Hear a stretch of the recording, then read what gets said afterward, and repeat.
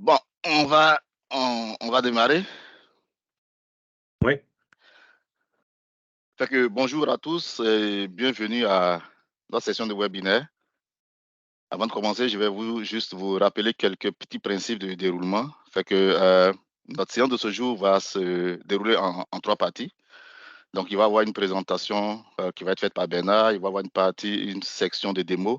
Et puis, on aura une session de questions-réponses. Fait que tous ceux qui ont une question à poser, vous allez voir dans l'onglet QR, questions-réponses.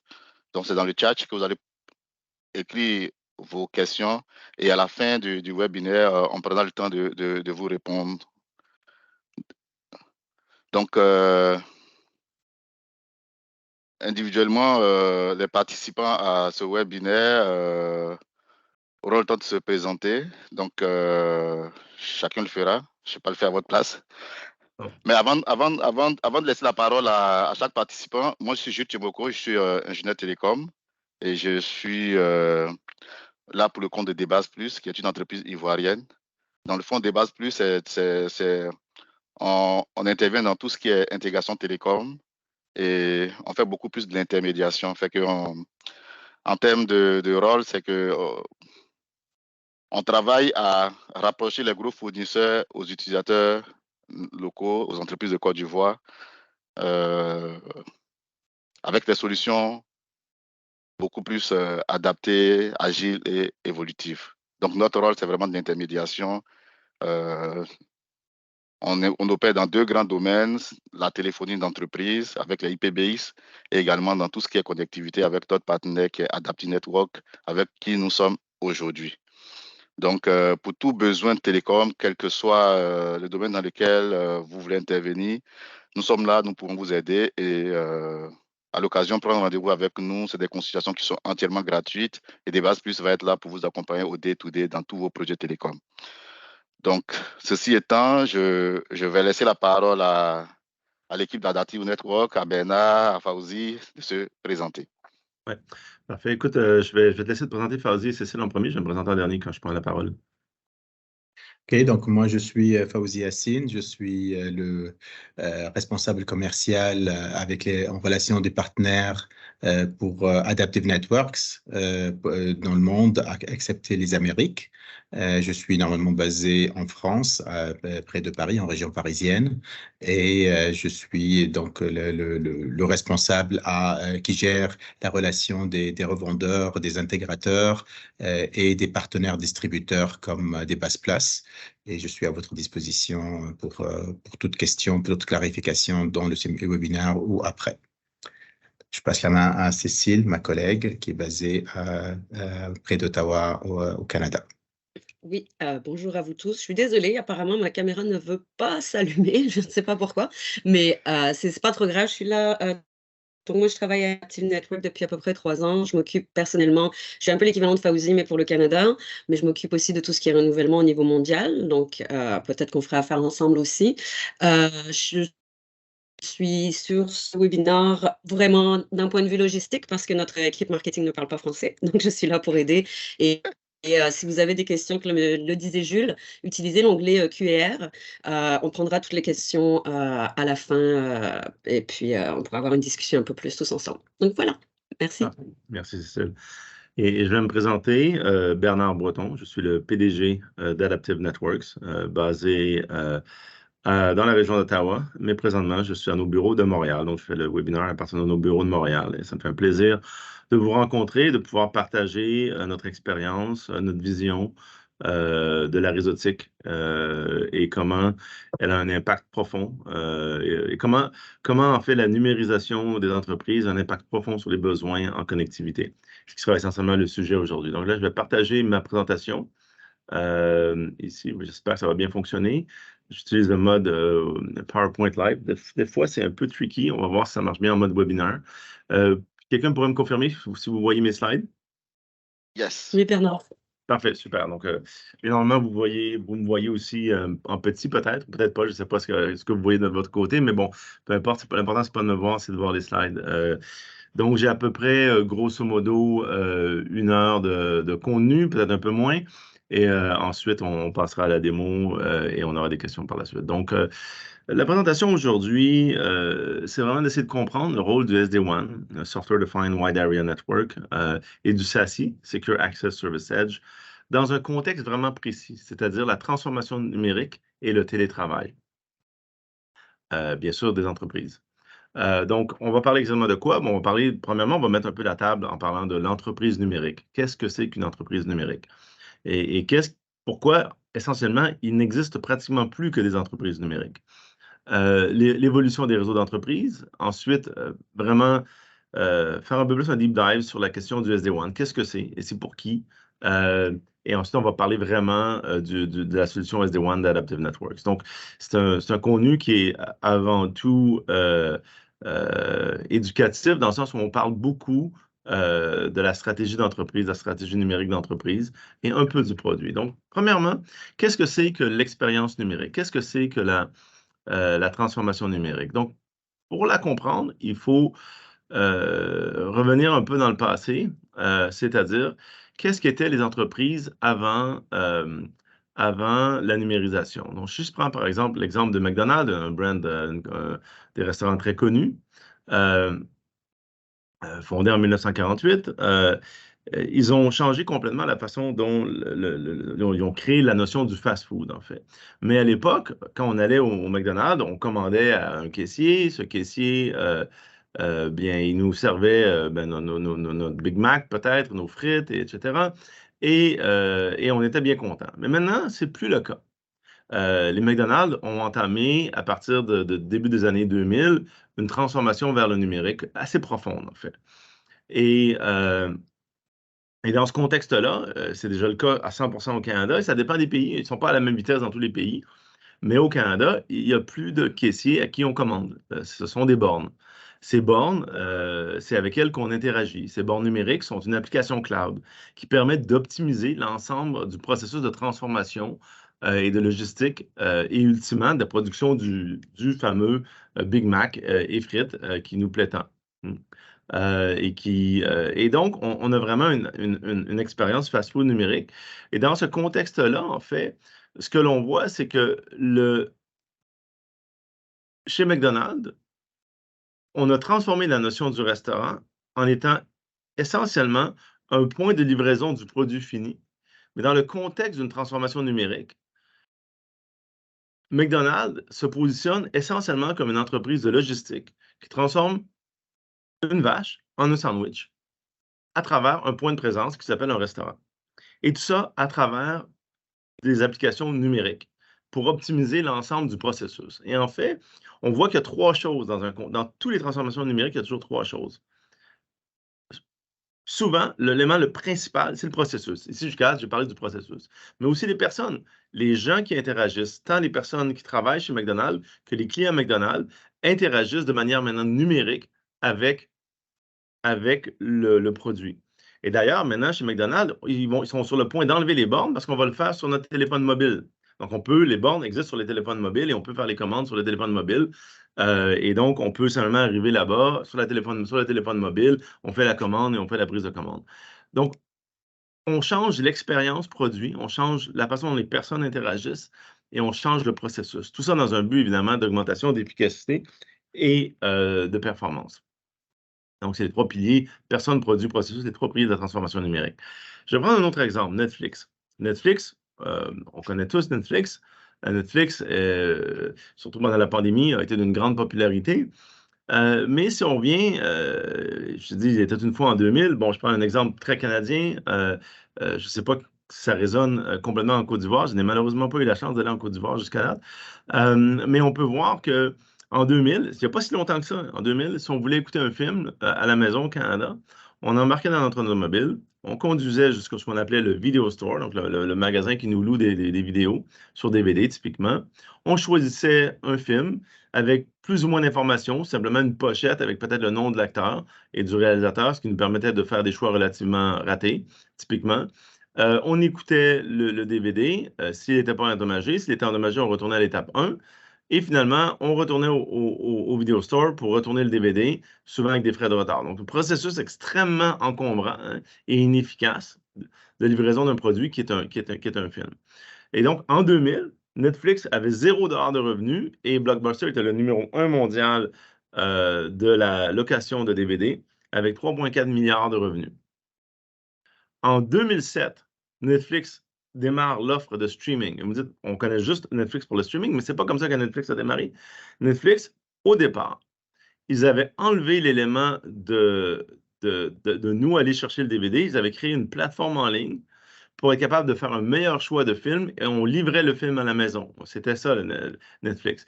Et ultimement, ils sont devenus le leader mondial quand ils ont démarré l'offre de streaming. Ils sont devenus le leader mondial de distribution et de production en 2020. Ils faisaient 20 milliards de revenus et Blockbuster, exactement 0. Okay? Et donc, on peut voir comment ici, la transformation numérique de Netflix, okay, qui est un acteur qui s'est ancré complètement dans la transformation numérique et un qui ne s'est pas ancré dans la transformation Blockbuster, comment rapidement les événements ont tourné pour le mieux pour Netflix et pour le pire pour Blockbuster. Donc, Netflix, c'est le processus, c'est le produit. Et en fait, le produit, c'était avant tout la capacité de choisir, grâce à des algorithmes de crowdsourcing un peu à la Amazon, okay, les titres qui nous plaisent bien. Et Netflix a profondément changé la façon dont on interagit avec le contenu. Maintenant, il serait impensable pour quiconque a utilisé des applications comme Netflix à forcer les câblos-distributeurs, l'ensemble de la chaîne de télécom, de suivre et d'être capable d'offrir une offre on-demand de qualité. Hein. Et on a vu maintenant tous les acteurs de contenu significatifs ont tous une offre on-demand de streaming parce qu'ils savent très bien maintenant que c'est ça l'attente client. S'il n'y a pas cette offre-là, il y aura pas, le contenu n'en vaudra pas la chandelle, ne sera pas suffisant pour amener le client. Et donc, avec le temps, et on voit bien sûr dans différentes zones géographiques, l'adoption du numérique n'a pas été nécessairement à la même vitesse. Le Japon a été le plus rapide à adopter le numérique. Certains pays ont été plus lents, mais peu importe, la tendance profonde est la même partout sur la Terre. C'est-à-dire que la jeunesse s'attend à interagir avec les entreprises d'une façon différente que les personnes plus âgées. Et par exemple, si on regarde les personnes de moins de 25 ans, ils ne s'attendent pas à utiliser le téléphone comme outil principal d'interaction avec l'entreprise. Le téléphone est en quatrième place. Alors que pour les personnes de plus de 55 ans, le téléphone reste l'outil principal de communication. Donc, on voit que on passe d'un environnement où, il y a une trentaine d'années, pour être en affaires, il fallait avoir un numéro de téléphone et un peu plus tard, il fallait avoir un site web et c'était good enough. Maintenant, il faut avoir une stratégie multi-channel, très numérique, de façon de communiquer avec sa clientèle et avec ses employés. Et donc, ça a amené des changements profonds dans la façon dont les entreprises doivent approcher la notion de connectivité. Bon, maintenant, par ailleurs, il y a quelques années, il y a un virus qui nous a bien emmerdés tous.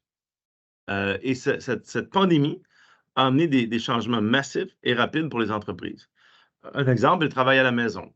Si on regarde les données américaines, avant la pandémie, 3,5% des employés travaillaient à la maison. Pendant la pandémie, au pic de la pandémie, ça a atteint 42%. Et tous les analystes montrent qu'on ne reviendra jamais sous la barre des 10%. Et donc, ce que ça montre, c'est que maintenant, l'entreprise doit aussi composer avec une notion de télétravail, de travail à distance, qui doit maintenant s'intégrer dans un contexte numérique. Parce que dans le contexte numérique, loin, la pandémie n'a pas ralenti l'adoption du numérique, a accéléré l'adoption du numérique. Comme le démontre, par exemple, les achats en ligne, les réunions d'affaires qui ont explosé en mode numérique. Par exemple, les vidéoconférences comme celle que l'on fait aujourd'hui, le webinaire que l'on fait aujourd'hui, ils ont explosé depuis la pandémie. Et donc, dans un contexte comme celui-là, ben, les entreprises doivent évoluer pour être capables de tirer profit ou s'adapter aux situations pour être capables de continuer de stimuler leur croissance et se positionner comme différenciant dans un domaine, tant pour leur clientèle que pour leurs employés. Et donc, ça crée des enjeux réels pour les entreprises, des enjeux de réseau pour les entreprises. Et donc, les entreprises, on peut voir des tendances profondes au niveau des réseaux d'entreprises. Bon, premièrement, une tendance qui avait démarré bien avant la pandémie, mais qui ne fait que continuer à s'accélérer, c'est la migration massive des applications vers le cloud. En 2022, 95% de tout le trafic des entreprises mondiales était vers des destinations qui étaient dans le cloud. Et donc, dans un contexte comme celui-là, les architectures traditionnelles hub and spoke privées, qui se focalisaient strictement sur des applications qui étaient on-premise, donc qui étaient sur les data centers ou au headquarter des entreprises, n'ont aucun sens. Ce n'est pas la bonne architecture. Il faut réfléchir à des architectures plus modernes, plus agiles. Une chose qui va avec le numérique, puis ça, on l'entend dans les nouvelles à tous les jours, c'est l'augmentation des risques de cybersécurité. Il y a un réel risque en cybersécurité. Dès qu'on est dans le monde du numérique, il y a des gens qui vont tirer profit. Bon, numérique ou pas numérique, il y aura toujours des gens pour tirer profit des failles des entreprises et des personnes. Troisième tendance, c'est l'augmentation des flux de trafic. Ce n'est pas négligeable. Le trafic, en moyenne, des entreprises augmentent de 2 à 3 fois sur une base de 2 ans. C'est-à-dire que le trafic double à peu près à tous les 2 ans. Okay? Donc, 50% d'augmentation annuelle en moyenne. Ce qui veut dire qu'il faut réfléchir à nos besoins d'entreprise, non pas à nos besoins au moment où on fait les choix, mais à nos besoins à venir, parce que sinon, on sera toujours en retard. Et ça, malgré tous ces enjeux, toutes ces nouvelles demandes, tous ces changements d'architecture, qui sont amenés par la migration vers le cloud, en général, les entreprises n'ont pas plus d'effectivité. Il y a bien des cas, il y a non seulement une stagnation, il y a même une diminution. Donc, il faut aller vers des solutions idéalement autogérées et simples qui vont permettre de gérer cette complexité-là sans pour autant avoir à devenir inefficace. Et comme j'ai mentionné, le travail à distance est devenu une norme et non plus une exception. C'est très important parce qu'il faut le considérer dans les besoins. Quand on parle de planification de réseau pour une entreprise, on ne peut pas dire, à l'occasion, j'aurai un employé en remote. Non, il faut l'intégrer dans la réflexion même, tant au niveau de la topologie de réseau que de l'approche de cybersécurité. Donc, quand on regarde ces tendances-là et qu'on prend un peu de recul, on se dit, ouais, mais quels sont les besoins de connectivité pour les entreprises numériques? Premièrement, je pense que toutes les entreprises veulent quelque chose qui est évolutif. Ce que l'on voit, c'est que la vitesse d'adaptation, elle ne fait qu'augmenter. Regardons l'histoire de l'humanité. Dans les années 1800, pour la première fois, on était capable, grâce au télégraphe, d'envoyer des messages extrêmement simples à l'autre bout de la Terre. Dans les années 90, il y a eu vraiment l'effervescence de la mobilité et le début de l'Internet. On est seulement 30 ans plus tard et essentiellement, on vit maintenant dans un monde où la majorité des interactions avec notre monde se fait de manière numérique. Et donc, on voit des changements profonds, mais à une vitesse extraordinaire. Donc, il faut des solutions qui sont évolutives parce que, veut pas, il y aura des nouvelles tendances comme par exemple des technologies d'intelligence artificielle telles que ChatGPT et d'autres qui vont venir et qui vont encore faire augmenter la vitesse des changements dans les entreprises. Donc, il faut vraiment avoir une approche évolutive à notre réseau. Mais ça, pour autant, pas créer des solutions. Il faut que ça reste abordable, il faut que ça reste simple d'approche, il faut que ce soit agile. La fiabilité est hyper importante dans un contexte de réseau d'entreprises numériques. Je reprends l'exemple du McDonald's. Qu'est-ce qui arrive au McDonald's si un McDonald's perd sa connectivité Internet? Eh bien, les cuisiniers ne peuvent pas faire cuire de Big Mac parce qu'ils ne savent pas qu'est-ce qu'il faut faire cuire, parce qu'ils ne peuvent pas prendre la commande, parce que la commande se fait à partir d'une application cloud. Et donc, la fiabilité, tout d'un coup, devient extraordinairement importante. L'Internet n'est pas un nice to have, ça devient l'élément, la pierre angulaire du fonctionnement d'entreprise. Et évidemment, il faut que ce soit sécuritaire. Et donc, ces besoins-là, je voudrais rementionner le fait qu'il faut que ce soit un prix raisonnable. Quand on parle de simplicité, il faut que ce soit idéalement des solutions autogérées dans le cloud qui requièrent le moins d'expertise et d'efforts possible pour l'entreprise, mais sans pour autant avoir un impact sur la performance qui va être obtenue. Des solutions qui vont garantir la performance des applications qui sont clés pour l'entreprise, qui vont livrer une disponibilité de service. Si on a une stratégie de redondance de liens qui va inclure, par exemple, en particulier la mobilité comme solution de backup pour l'entreprise, on peut obtenir 4, 5 ou 6 nœuds de fiabilité. Donc, on peut vraiment avoir une fiabilité à presque toute épreuve et finalement avoir une solution qui est très sécure en diminuant la surface d'attaque. en allant vers le cloud pour la sécurité. Bon, maintenant, on va me parler un peu de l'entreprise numérique, de ce que ça crée en termes de nouveaux besoins. Comment est-ce que le SD-WAN s'inscrit dans cette notion-là? Bon, premièrement, déjà, c'est quoi le SD-WAN? Hein? C'est 5 lettres, mais ça veut dire quoi? Le SD-WAN, en fait, c'est une architecture de réseau pour le Wide Area Network, OK, qui crée un overlay sur des solutions de connectivité traditionnelles, comme par exemple le MPLS, ou comme l'Internet, ou comme le LTE, la mobilité, de manière à offrir des fonctionnalités qui n'existent pas dans les réseaux. Et comme on fait cet overlay-là crée une indépendance par rapport au réseau. C'est-à-dire que si j'ai, par exemple, pour un site donné, un lien DSL plus un lien LTE, la solution SD-WAN va être capable d'utiliser l'ensemble des liens de manière optimale à tout temps pour être capable d'optimiser les flux de réseau et garantir, en termes d'offrir une garantie de sécurité, de qualité de service et de fiabilité pour les services, ce que ni le LTE ni l'Internet sont capables de faire. Et donc, ça permet une simplification du réseau parce qu'on crée une indépendance avec le réseau physique lui-même, tout en apportant des fonctionnalités qui n'existent pas dans les réseaux traditionnels.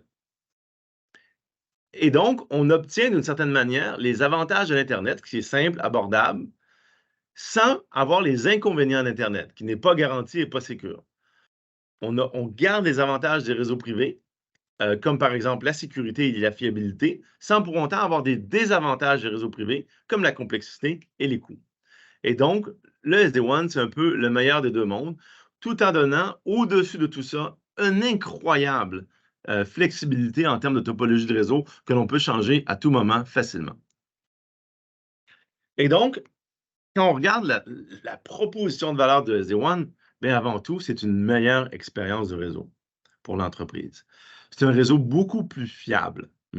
Des fonctionnalités comme par exemple la redondance de liens, la capacité à gérer en temps réel, en millisecondes, des bris de service, tant en termes de bris de service durs ou de qualité, permet d'obtenir un niveau de fiabilité qui n'a rien à voir avec les réseaux MPLS ou les réseaux Internet, qui est beaucoup plus élevé.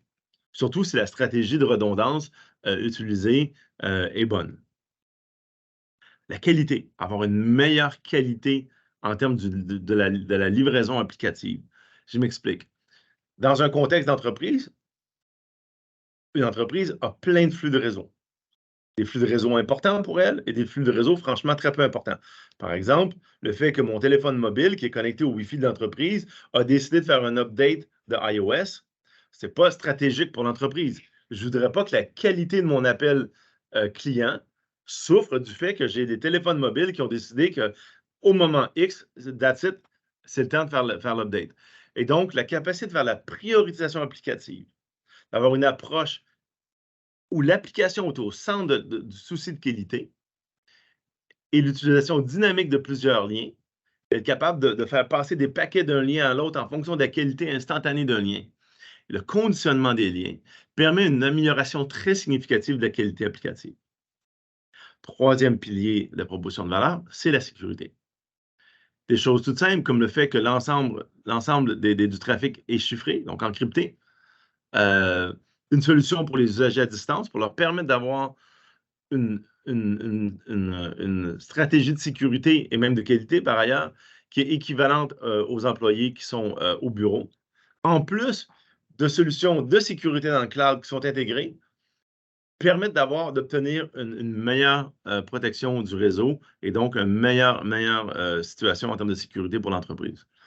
Et finalement, une solution qui est facile à gérer, qui est simple, qui est 100% orchestrée à partir du cloud, qui permet de garder le contrôle du réseau et des flux applicatifs qui sont consommés dans le réseau. Et donc, s'il y a des problèmes, par exemple avec un lien Internet, un lien MPLS ou peu importe, ou même un problème physique avec un des sites, par exemple, un des sites est down parce qu'il n'y a plus simplement plus de courant, on a une visibilité instantanée des problèmes et donc on a une capacité d'être très proactif ou réactif dans ces contextes-là. Donc, d'être capable d'avoir, et tout ça à travers une plateforme extrêmement simple à utiliser. Maintenant, derrière ces propositions de valeur-là, il y a beaucoup de fonctionnalités, il y a beaucoup de technologies. Par ailleurs, Adaptive Networks est l'acteur numéro 1 en termes de brevets sur le sujet du SD-WAN au niveau mondial, avec 71 brevets aujourd'hui. Mais derrière toutes les fonctions que l'on a, pas toutes les fonctions ont nécessairement le même intérêt pour nos clients. Cela étant dit, on fait un sondage annuel et on voit que certaines des fonctionnalités importantes, comme par exemple ce qu'on appelle Unbreakable Internet, la capacité d'avoir un accès à Internet qui est extrêmement résilient, l'agrégation de liens, la capacité d'utiliser 2 liens pour avoir une bande passante supplémentaire, la visibilité applicative et de réseau, la priorisation applicative, sont tous des fonctionnalités, comme vous voyez ici, ça demande combien de pourcentage des entreprises considèrent ces fonctionnalités comme importantes ou très importantes. On voit que la grande majorité les voit comme importantes ou très importantes. La rétention du MPLS est bien sûr moins importante parce que plusieurs entreprises ont déjà fait une migration du MPLS vers l'Internet ou vers le SD-WAN. Et donc, pour eux, la rétention du MPLS n'est pas importante parce qu'ils n'en ont déjà plus. Cela étant dit, pour les entreprises qui ont déjà du MPLS, la rétention du MPLS est la capacité d'avoir une stratégie où on retient le MPLS pour une certaine période de temps jusqu'à ce qu'on fasse potentiellement une migration complète à l'extérieur du MPLS. Dans ce contexte-là, c'est des fonctionnalités qui sont très importantes pour eux. Et on voit donc que ça montre bien que la proposition de valeur du SD-WAN répond à des besoins très réels pour les entreprises. Maintenant, le SD-WAN, c'est pour qui? Bien, essentiellement pour toutes les entreprises. Il n'y a plus réellement d'entreprises aujourd'hui qui peuvent dire, non, nous, on n'a pas besoin de connectivité. La connectivité, nous, si l'Internet est down, on s'en fout. Ça n'existe pratiquement plus. Ou s'il y a des entreprises comme ça, de toute manière, elles ne seront plus, ces entreprises-là, si elles ne font pas le virage numérique. Il y a encore des entreprises qui ne sont pas numérisées, qui ne sont pas numériques, mais de toute manière, leurs temps sont comptés. On parle peut-être de quelques années, on parle peut-être d'une décennie, mais leurs temps sont comptés. Donc, le SD-WAN, c'est pour qui? Ben, c'est pour tout type d'entreprise, grosse, petite, moyenne, qui veulent s'assurer d'avoir un réseau qui est robuste, qui offre de la qualité de service et qui est sécuritaire. Et si j'avais à faire un sondage, je pense que la plupart du monde ici dirait oui, on préfère avoir un réseau robuste qu'un réseau qui n'est pas robuste. On préfère avoir un réseau qui offre de la qualité qu'un réseau qui n'offre pas de qualité ou un réseau qui n'est pas sécuritaire parce que c'est un réseau sécuritaire. Et nous, chez Adaptive Networks, on vend bien sûr dans tous les domaines, dans la vente au détail, dans la santé, les bureaux par exemple, d'avocats ou d'ingénieurs, le manufacturier et plein d'autres domaines comme par exemple le monde gouvernemental et autres. Donc, il n'y a pas vraiment de sujets verticaux. Toute entreprise qui a des bureaux et que ces bureaux-là ont une certaine dépendance vers l'Internet ou vers la connectivité, qui est à peu près toutes les entreprises, à ce moment-là, le SD-WAN, pour eux, est une solution qui peut apporter une énorme valeur. Maintenant, j'ai parlé beaucoup de SD-WAN, mais je n'ai rien dit encore à propos de SASE. SASE, déjà, l'acronyme, c'est Secure Access Service Edge. Qu'est-ce que c'est? Bon, pour faire simple, c'est un mot-clé. Hein. Ce mot-là est un mot inventé par Gartner en 2019 ou 2018, je ne sais plus trop quand. Ils ont écrit un document d'opinion sur l'évolution de la sécurité dans un contexte d'entreprise distribuée. Et essentiellement, leur conclusion était que le SD-WAN, qui est essentiellement, le SD-WAN, on va se dire, c'est la réseautique dans le cloud, avec la sécurité dans le cloud, si on les met ensemble, ben, ça fait du SASE. Et ça a tout son sens parce que ça permet de combiner la proposition de valeur d'un réseau plus agile, plus performant, plus fiable, avec la proposition de valeur d'un réseau plus sécuritaire. Et donc, le SASE amène globalement les mêmes éléments de simplicité, de coût opérationnel plus bas, d'agilité, de scalabilité accrue qu'on a avec le SD-WAN, tout en permettant d'obtenir tous les avantages des fonctionnalités réseau du SD-WAN, plus bien sûr tout l'aspect sécurité qu'on va apporter avec la sécurité cloud dans le SASE. Et donc, juste pour dire, chez Adaptive Networks, nous sommes une solution SD-WAN avec une évolution vers le SASE. Et donc, on a un premier release de produit d'ailleurs la semaine prochaine sur ce sujet-là. Donc, ça va être très intéressant. Bon, maintenant, tous les SD-WAN ne sont pas similaires. Donc, déjà, il y a des approches stratégiques différentes. Il y a beaucoup d'acteurs, il y a une douzaine d'acteurs de vendeurs de solutions SD-WAN sur le marché. Ils n'ont pas tous la même approche. Ils ont des approches, je dirais, plus adaptées à certains types d'entreprises que d'autres. Donc, sur ce diagramme-là, qui est un peu complexe, mais je vais vous l'expliquer, je pense que c'est assez important de comprendre. Dans l'axe des Y, j'ai l'axe des solutions autogérées vers le haut ou des solutions qu'on appelle do-it-yourself, c'est-à-dire que vous achetez, par exemple, des équipements de Cisco ou d'un autre vendeur pour faire votre propre SD-WAN. Okay? Donc, c'est géré par l'entreprise et ce n'est pas des solutions autogérées. Dans l'axe des X, des solutions, j'appellerais SD-WAN limitées, qui n'ont pas de gateways. Okay? Donc, beaucoup de richesses fonctionnelles dont je parlais ne peuvent pas être déployées parce qu'il n'y a pas de gateways. Je vais expliquer un peu plus tard ce que c'est les gateways. Versus des solutions SD-WAN avec fonction avancée, donc avec gateways. Et donc, dans cet axe-là, on peut commencer à mettre les acteurs. Donc, par exemple, dans le coin supérieur gauche, des solutions autogérées avec solutions limitées. Donc, par exemple, il y a beaucoup de gens qui vont utiliser des solutions comme Meraki et Fortinet, qui ne sont pas des solutions autogérées, mais qui vont travailler avec un MSP qui va offrir une solution gérée de Meraki et de Fortinet. Ben, c'est des solutions qui sont simples, mais qui sont au final quand même assez chères et surtout pas très évolutives. Dans le coin supérieur gauche, inférieur gauche, on a les mêmes technologies, bon, du Fortinet, du Cisco Viptela, Cisco Meraki, pardon, pas Viptela, ou encore Checkpoint ou d'autres, qui sont des solutions do-it-yourself, des solutions qui sont beaucoup plus adaptées aux très grandes entreprises, hein, mais qui n'ont pas des besoins très évolutifs en termes de réseau. Bon, je ne sais pas s'il y en a des tonnes, mais c'est le coin inférieur gauche. Dans le coin inférieur droit, on a vraiment les solutions pour les grandes entreprises, comme par exemple Cisco Viptela ou les solutions de VMware. Les grandes entreprises qui ont des grandes équipes de réseau, qui ont des besoins complexes en termes de réseau parce qu'ils ont énormément de solutions diverses dans leur réseau et ils vont préférer développer leur propre, implémenter une solution SD-WAN qu'ils contrôlent complètement. Et donc, à ce moment-là, des solutions comme Cisco Viptela sont idéalement adaptées à ces besoins-là.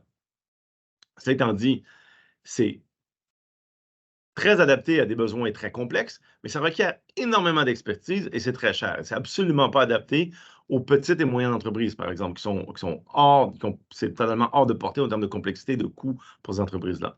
Et maintenant, en haut à droite, on a des solutions qui sont autogérées avec des fonctions avancées, qui ont donc des gateways. Et là, vraiment, on a une simplicité de mise en œuvre. On a des coûts contrôlés et des performances très avancées, très similaires à ce qu'on a en bas à droite. Hein. Donc, Adaptive Networks versus Titan, par exemple, sont dans cette catégorie-là. Donc, la solution Adaptive Networks, c'est une solution qui est autogérée avec des fonctions avancées, donc des gateways. Je vais expliquer un peu plus tard c'est quoi les gateways versus pas de gateways et quelle est l'importance des gateways pour être capable d'offrir une solution avec des WAN complètes. Maintenant, les acteurs dans le coin supérieur droit, que j'ai mentionné tout à l'heure, comme Adaptive Networks, notre positionnement, c'est essentiellement ce qu'on appelle les entreprises, les petites et moyennes entreprises. Mais quand je dis petites et moyennes entreprises, je ne parle pas des très petites entreprises. Je parle vraiment d'entreprises qui sont typiquement entre une dizaine d'employés et quelques milliers, peut-être jusqu'à 5000 employés. Les entreprises trop petites ne voient pas assez de besoins. La proposition de valeur du SD-WAN que j'ai mentionné n'est pas suffisante pour que ça en vaille la peine. Chez les très grandes entreprises, ils ont des besoins très complexes. Ils vont vouloir gérer la solution eux-mêmes et vont vouloir le faire eux-mêmes. Et donc, eux, ils vont aller vers des solutions plutôt à la Cisco Viptela, à la VMware, des solutions très adaptées à leurs besoins et qui sont très performantes. On n'est pas dans ce cadre-là ici. On est vraiment dans l'entreprise qui a typiquement la problématique suivante, qui aura typiquement une équipe de TI, mais qui n'aura pas d'équipe TI spécialisée. Par exemple, il n'y aura pas une équipe de 50 ingénieurs en sécurité de réseau. Par exemple, chez une très grande entreprise, par exemple General Electric, il y a probablement une centaine d'ingénieurs en sécurité de réseau. Hein? Mais ici, on est vraiment sur des entreprises typiquement qui vont avoir une dizaine, voire peut-être quelques dizaines d'employés en technologie de l'information. Peut-être juste une seule personne, peut-être, c'est possible. Okay? Mais qu'il y a quand même des personnes qui ont des connaissances des TI, qui vont typiquement utiliser un mix d'applications privées et publiques, donc dans le cloud et on-prem ou privé on-cloud. Okay? Donc, ils ont des besoins quand même assez complexes, mais qui n'ont pas l'intention qui n'ont pas le besoin, qui recherchent de la simplicité et de l'efficacité et de l'agilité. Et maintenant, parlons un peu d'Adaptive Networks, la solution SD-WAN d'Adaptive Networks. Donc, premièrement, vous allez commencer à comprendre, j'en ai parlé, mais la facilité est au cœur de ce que l'on fait.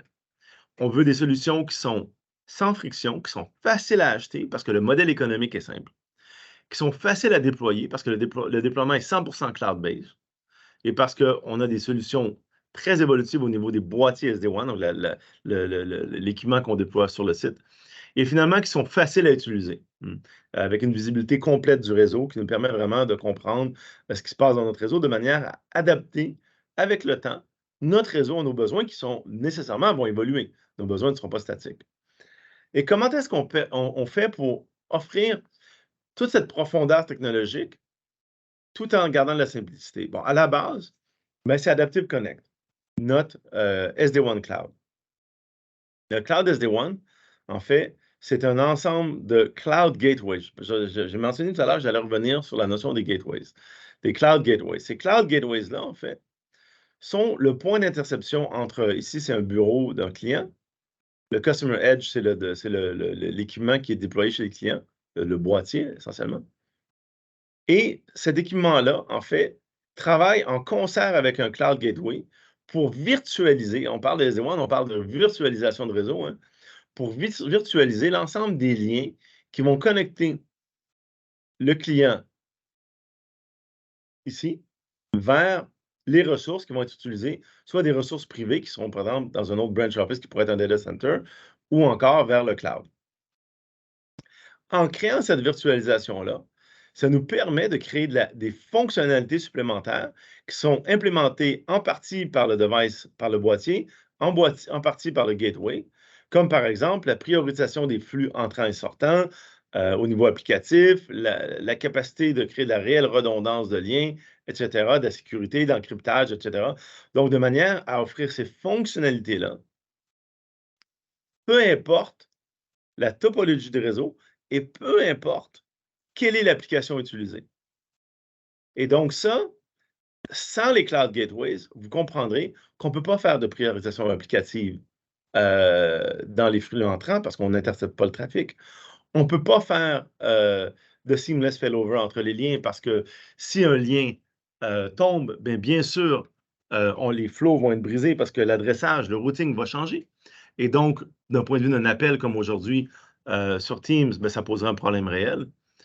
Et donc, les gateways sont vraiment l'élément différenciant entre ce qu'on voit comme des solutions SD-WAN basiques, par exemple Meraki, Fortinet et autres, et des solutions avancées comme par exemple Viptela, VMware, Versa et nous. Et finalement, l'ensemble est orchestré à partir du cloud. Et l'orchestration à partir du cloud est la pierre angulaire d'une solution autogérée qui permet de garder un grand niveau de simplicité. Et comme la solution est ce qu'on appelle multi-tenant, c'est-à-dire que l'orchestration, comme l'ensemble du réseau Adaptive Connect, est capable de gérer différents clients en même temps, on a une efficacité en termes économiques et en termes de performance, une scalabilité qui est excellente. Je vais rajouter aussi l'élément Remote User ici. Donc, ça, c'est la solution MyConnect qui fait partie du portfolio d'Adaptive Networks, qui permet à quelqu'un qui travaille à la maison ou à l'extérieur, peu importe où, de se connecter au réseau Adaptive Connect et d'obtenir les fonctionnalités similaires à ce qu'aurait un usager qui travaille dans un bureau, comme par exemple l'encryption, la qualité de service, la sécurité. Donc, maintenant, parlons sécurité un peu. Quand on parle de sécurité, Adaptive Connect, ce n'est pas juste un cloud SD-WAN, c'est un cloud SD-WAN secure. Si on prend l'option SASE d'Adaptive Networks, on est capable, on a essentiellement un bouclier qui permet de limiter les données invalides, que ce soit du malware ou des données qu'on ne veut pas avoir qui transigent sur notre réseau et les bloquer, de manière à créer essentiellement un bouclier pour l'ensemble des usagers, soit ceux qui sont au siège social, dans les succursales ou à distance, et qui va faire en sorte, par exemple, qu'un email qui connaît un malware serait bloqué parce qu'il contient du malware, par exemple, un exécutable de phishing, par exemple, ou de phishing, pas de phishing, mais un exécutable, par exemple, de ransomware. Et ça se fait à travers une stratégie de sécurité avancée à plusieurs étapes. Là, je ne vais pas vraiment dans les détails, mais qui part d'utilisation de signatures de malware, détection de malware polymorphique, ensuite utilisation d'intelligence artificielle pour détecter les nouveaux malwares qui ne sont pas encore connus. Et tout ça pour être capable de faire en sorte que le data qui est voulu, qui est bon, puisse passer et bloquer les données qui sont bien sûr invalides. Et le tout est orchestré, et dans la démo, on pourra rapidement voir ça, est orchestré à partir d'une solution qui est 100% web, qui gère l'ensemble du cycle de vie du réseau et des services. Et tout ça à partir d'un réseau SD-WAN global. Bon, ici, la présentation, je m'excuse, elle était faite pour l'Amérique du Nord, donc je monte essentiellement les gateways d'Amérique du Nord, mais on a des gateways aussi en Europe et un peu partout. On a une quinzaine de points de présence dans le monde en constante évolution et on peut rapidement déployer des nouveaux gateways. Ces points de présence-là, c'est les points de présence de nos gateways qui permettent de livrer les fonctionnalités SD-WAN avancées. Et les boîtiers du réseau Adaptive SD-WAN, bien sûr, à chacune des branches, à chacun des sites du client, hein, il y a besoin d'avoir un boîtier qui va permettre l'intégration des différents liens Internet ou MPLS. Hein. Et on a différents boîtiers qui vont correspondre à différents besoins. Hein. Ici, les relativement petits boîtiers, ici, donc de 500 mégabits jusqu'à 2 gigabits par seconde, avec différentes caractéristiques. Un élément important, c'est que tous nos boîtiers supportent le LTE intégré. Donc, ils peuvent avoir des antennes et être des boîtiers qui supportent le LTE. Qu'on appelle Built-in LTE, et même le E80 supporte la 5G. Donc, on a vraiment une stratégie de boîtier très évolutive. Et les fonctionnalités qui sont implémentées dans le boîtier, en fait, c'est configuré 100% par le cloud. Donc, le boîtier, c'est du plug and play. On a juste besoin de brancher et c'est tout. Et la solution MyConnect, qui est la solution pour les usagers qui travaillent à distance. Donc, quelqu'un, par exemple, qui travaille de la maison, qui veut avoir accès au réseau privé, tout en ayant accès à la qualité de service accrue, va utiliser l'application. À ce moment-là, c'est une application qui roule sur le PC, pas besoin de boîtier, pour avoir une fonctionnalité très similaire à ce qu'on obtient au bureau. Et pour finir, juste un peu expliquer qui nous sommes. J'ai pratiquement terminé la présentation. Notre vision, hein, c'est de supprimer les obstacles à la transformation numérique pour les entreprises, de manière qu'elles puissent bénéficier de tous les avantages, de tirer profit des avantages de transformation numérique. Et ça, on le fait en offrant une solution SD-WAN as a service hein, à travers notre réseau de partenaires. Nos partenaires comme, par exemple, DBaaS+. Donc, nous ne travaillons qu'à travers des partenaires. Donc, nous avons des partenaires un peu partout dans le monde. Et nous sommes un éditeur de logiciels que nous développons et commercialisons. Nous sommes avant tout une boîte de technologie chez Adaptive Networks. Comme je disais, on a 71 brevets, environ 18 brevets qui sont pending, donc une boîte éminemment technologique. Et en chiffres, on a à peu près 60 employés. Nos sièges sociaux sont dans la région d'Ottawa, à Gatineau, qui est en fait la banlieue d'Ottawa. On a aussi des bureaux à Montréal et à Mumbai. Et puis, vous voyez, on avait 69 brevets qu'on a fait la presse, mais on en a 71, on a 2 nouveaux brevets dans les dernières semaines. Et on a plus de 1500 clients et partenaires. Et on se compare comment? Hein? Si on regarde l'analyse d'Infotech Research, qui est un analyste qui se focalise sur le mid-market avant tout, donc les moyennes entreprises, on voit qu'au niveau du Magic Quadrant, on est bien positionné dans le Leader Quadrant. Et si on regarde en termes de ce qu'ils appellent le Emotional Footprint, c'est-à-dire comment est-ce que nous, comme entreprise, comment est-ce qu'on offre de la valeur à nos clients et nos partenaires et comment on traite nos clients. Donc, il y a l'axe de la valeur et l'axe Emotional Footprint Index, c'est l'axe de comment est-ce qu'on traite nos clients et nos partenaires.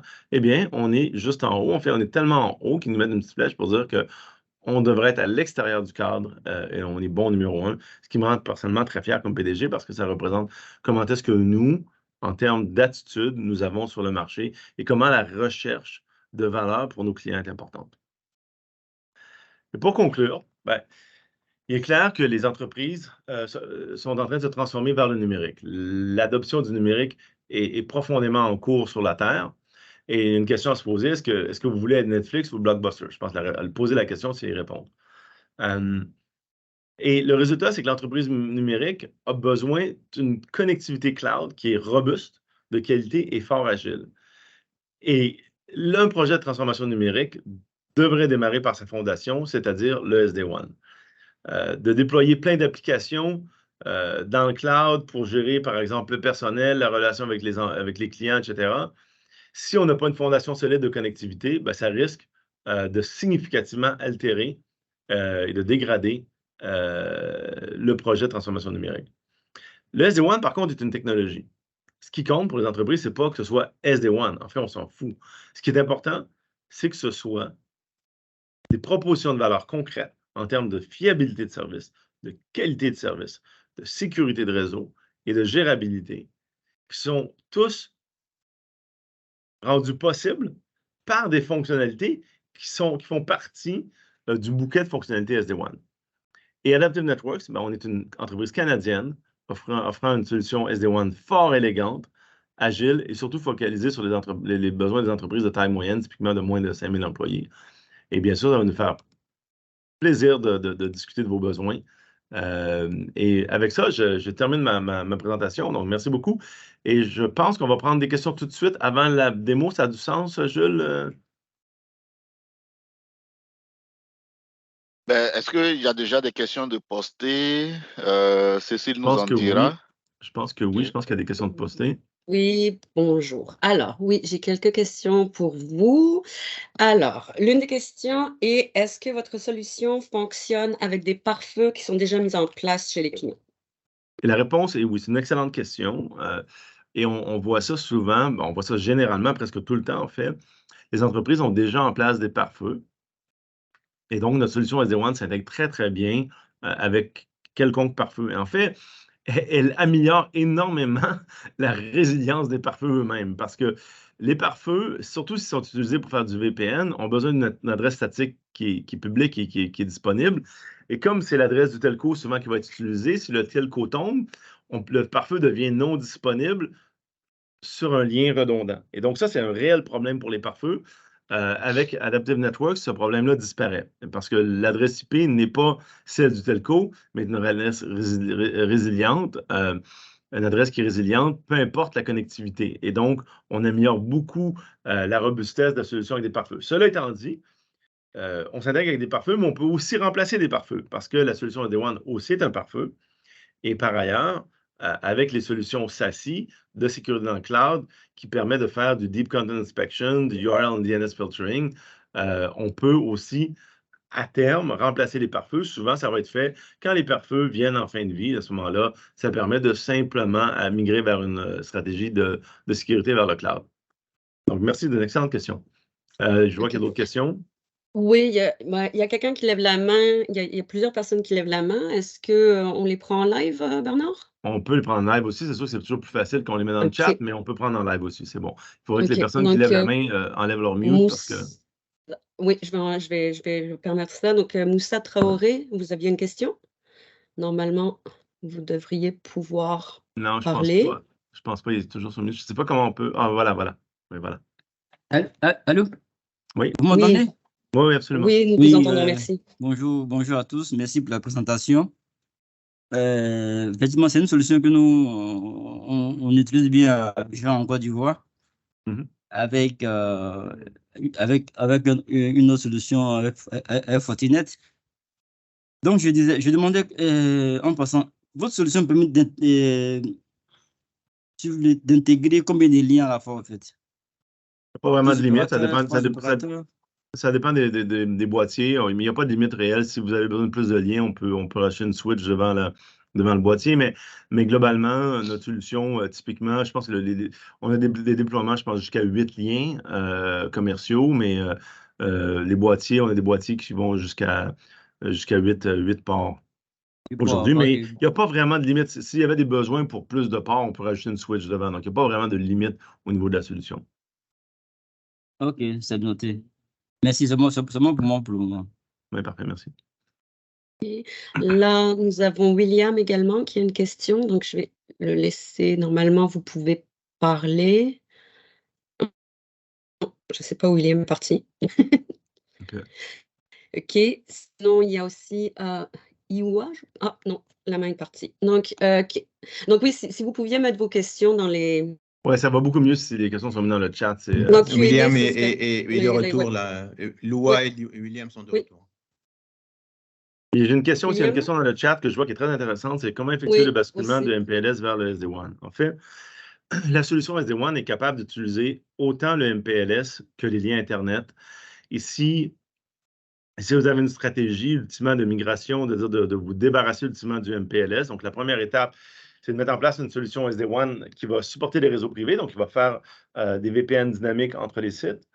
Et donc, là, les flux de réseau vont soit passer par le MPLS ou par l'Internet en fonction des choix au niveau des stratégies de steering. Et ensuite, si vous enlevez le réseau MPLS, ben à ce moment-là, vous serez seulement sur l'Internet. Donc, ça permet une migration extrêmement, je dirais, sans heures du MPLS vers l'Internet. Mais la solution est capable d'utiliser tant le MPLS que l'Internet pour les flux privés. OK. Donc, William, est-ce que... Mais si vous pouvez mettre idéalement vos questions dans le chat, c'est beaucoup plus facile. Alors c'est bon, j'arrive à communiquer. OK, merci pour votre présentation. Je suis William Dapleux. Je vous suis depuis la Côte d'Ivoire. Alors, moi, ma question aujourd'hui, c'est je me prends des use cases. C'est une banque aujourd'hui qui a une centaine de sites distants et des gaps un peu partout sur le territoire national et qui est chez un opérateur sur du MPLS. Comment moi, je peux garantir ce client-là pour qu'il puisse faire une migration, basculer pratiquement tous ses liens sur le SD-WAN, sachant qu'il sera vraiment exposé à Internet, vu qu'aujourd'hui, nous sommes dans un monde avec tout ce qui est cyberattaque, tout ce qui est vulnérabilité. Comment moi, j'arrive aujourd'hui à convaincre ce client-là pour qu'il puisse migrer, basculer son infrastructure sur le SD-WAN? Voilà ma première question. Oui, donc il y a plusieurs éléments de réponse. C'est une très bonne question qui vaudrait la peine d'être creusée en détail, mais je vais répondre à un haut niveau. Bon, premièrement, il y a un élément du fait que tout trafic sur le SD-WAN est chiffré, peu importe la direction. C'est-à-dire que ce soit un trafic privé de site à site ou un trafic site vers l'Internet, il sera chiffré. Point numéro 1. Point numéro 2, la solution SD-WAN, naturellement, parce qu'on virtualise le réseau, il est impossible d'attaquer un site à partir de ce qu'on appelle l'underlay, à partir du lien Internet. C'est-à-dire que le lien, si on essaie d'accéder le site à travers une adresse IP du telco, en fait, c'est complètement bloqué. Donc, il n'y a aucune possibilité parce que seul le trafic sur le réseau virtuel va être permis et donc on va passer à travers les firewalls d'Adaptive Networks, à travers les pare-feux. Plus, on a rajouté la couche SASE, ben à ce moment-là, il y aura ce qu'on appelle du Deep Content Inspection de tout le contenu. Donc, dans le contexte d'une banque où la sécurité est très importante, il serait en général recommandé de ne pas aller strictement vers du SD-WAN, mais d'aller vers une solution SASE, à moins d'avoir des pare-feux de nouvelle génération à chacune des branches, ce qui n'est probablement pas le cas. Donc, à ce moment-là, d'aller vers une solution SASE va permettre d'avoir un niveau de cybersécurité similaire, même, je dirais, voire supérieur au MPLS, parce qu'on a accès à une solution qui est complètement gérée. Donc, un des risques principaux en sécurité, on l'a vu avec tous les pare-feux, parce qu'en MPLS, le MPLS, ce n'est qu'un réseau privé. Donc, ça, en soi, ça n'offre pas grande sécurité. C'est rien de différent que de faire du chiffrement entre un point et un point. Il est absolument impossible de décrypter sur du 256 bits. Donc, en termes d'étanchéité, c'est égal. La vraie différence, c'est par rapport au flux Internet, c'est-à-dire que vous avez, probablement en stratégie MPLS, un pare-feu au siège social. Et ce pare-feu-là offre la sécurité pour l'ensemble du réseau. Si quelqu'un breach le pare-feu et est capable de passer à travers le pare-feu, vous êtes autant exposé avec du MPLS qu'avec de l'Internet, avec du SD-WAN, avec des liens sur l'Internet. Ça ne change rien. Et donc, l'avantage d'avoir la sécurité vers le cloud, c'est des solutions qui sont auto-gérées, donc qui sont toujours mises à jour, qui sont toujours patchées. Les banques de données sont dynamiques. Et donc, on peut obtenir un niveau de sécurité qui est supérieur à celui des pare-feux. Cela étant dit, un pare-feu bien géré avec du MPLS, c'est très étanche. Mais n'oublions pas de toute manière que la majorité des risques de cybersécurité, ce n'est pas une intrusion, on va se le dire. Le principal risque, c'est le social engineering. Et le social engineering, le MPLS n'aide en rien au social engineering. Ça ne change absolument rien au problème. La clé du social engineering, et je veux dire aussi, le SD-WAN aide assez peu par rapport au social engineering. La clé pour le social engineering, c'est d'avoir une stratégie d'entraînement des gens, et l'endpoint protection devient hyper important. Mais bon, on pourra en discuter plus en détail, mais globalement, il est possible, la réponse, il est possible d'avoir ce qu'on appelle en anglais, je j'utilise le mot anglais, mais Cyber Security Posture, qui est supérieur en SD-WAN qu'avec du MPLS. En fait, le MPLS, tout ce qu'il offre, c'est un lien privé entre un point et un point. Et ça, évidemment, le SD-WAN l'offre à travers l'Internet sans créer de risque d'intrusion supplémentaire. Mais le SD-WAN va beaucoup plus loin que le MPLS. Okay. OK, merci. Merci beaucoup. Merci. Donc, Il y a plusieurs autres j'ai une questions. autre question. Vous avez une autre question, William? William, vous aviez une autre question, non? Ah. Ouais, il y avait 2 questions. Excusez-moi, Non, William, je vous ai rendu la main. Oui, oui. En fait, ma deuxième question, c'était au niveau d'un client aujourd'hui qui est chez un autre opérateur qui exploite du SD-WAN. Comment moi j'arrive aujourd'hui à pouvoir le winbacker avec ma solution Adaptive Network sur le SD-WAN? En fait, je veux avoir quand même les arguments pour pouvoir le winbacker. OK. Donc, j'essaie de comprendre. Donc là, c'est un client qui utilise une solution SD-WAN opérateur. Donc, par exemple, je vais vous donner un opérateur. Par exemple, Orange offre une solution SD-WAN, utilise la solution Orange Business Services SD-WAN. Comment est-ce qu'on peut répondre aux besoins et dire, d'expliquer pourquoi la solution Adaptive Networks est mieux que celle d'Orange? Mais il y a trois éléments importants. Déjà, je ne sais pas quelle est la solution en question, mais je ne vais pas me focaliser. Exactement, c'est ça. C'est ça la question. OK. Donc, je ne vais pas me focaliser sur le côté technique, mais plutôt la proposition de valeur d'un SD-WAN indépendant. Il y en a 3. Premièrement, on est agnostique à l'opérateur. C'est-à-dire que si vous achetez vos liens de connectivité avec votre SD-WAN de l'opérateur, vous avez les mains complètement liées. Et donc, vous n'êtes pas capable, vous n'êtes pas agnostique à l'opérateur. OK? Et donc, si par exemple, sur certains liens, il serait avantageux d'aller vers, par exemple, MTN, par exemple, ou un autre, vous ne pourrez pas le faire parce que vous travaillez à travers un opérateur. Premier point. Donc, l'agnosticité.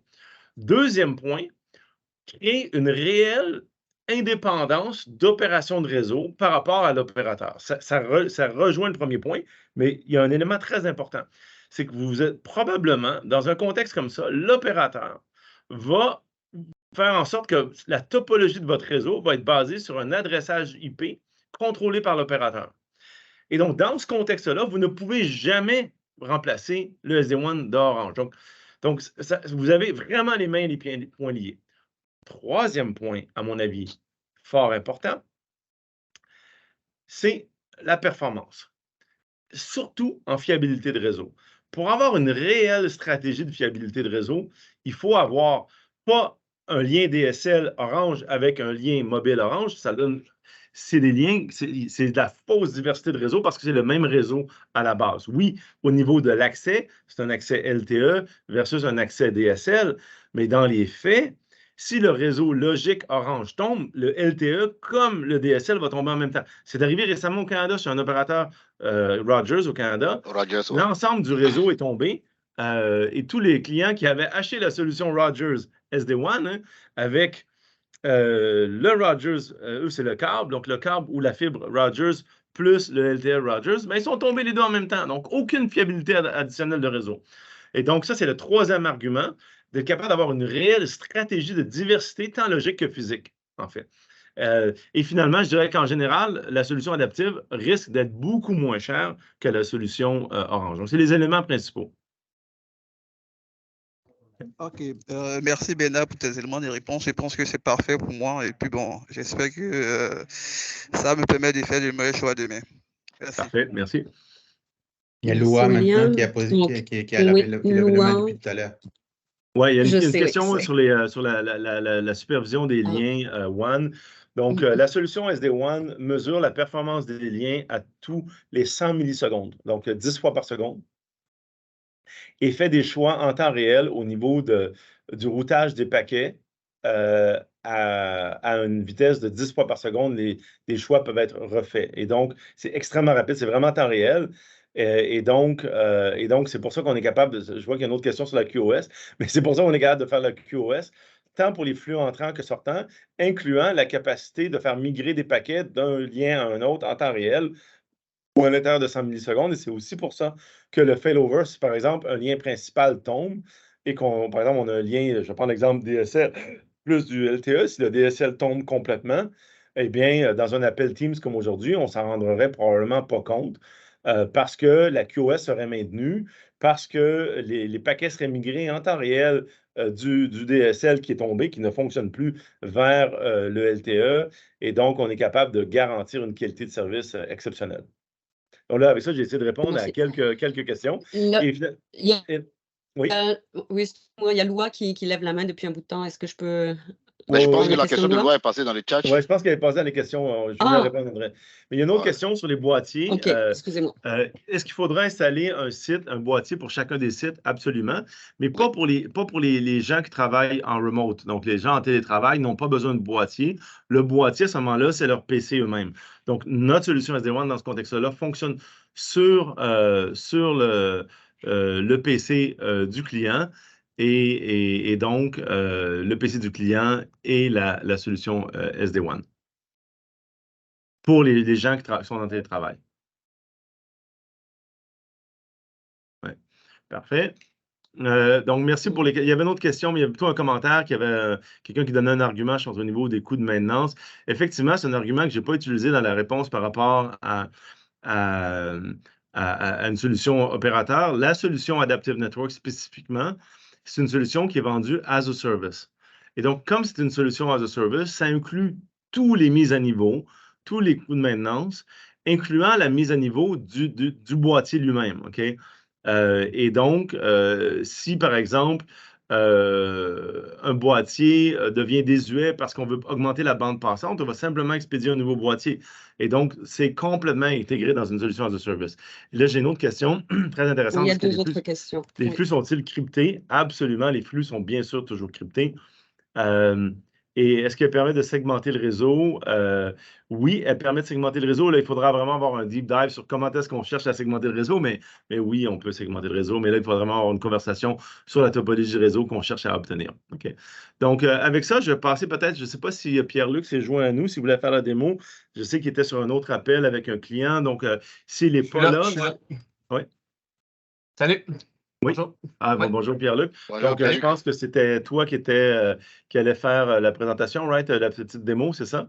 Ben, certainement, oui. Donc, parfait. Et il y a juste avant excuse-moi Pierre-Luc, il y a une question, comment devenir un partenaire Adaptive Network dans notre pays. Donc là, vous pouvez nous contacter ou me contacter. Je vais mettre mon adresse email et ça sera aussi à travers notre distributeur des bases places.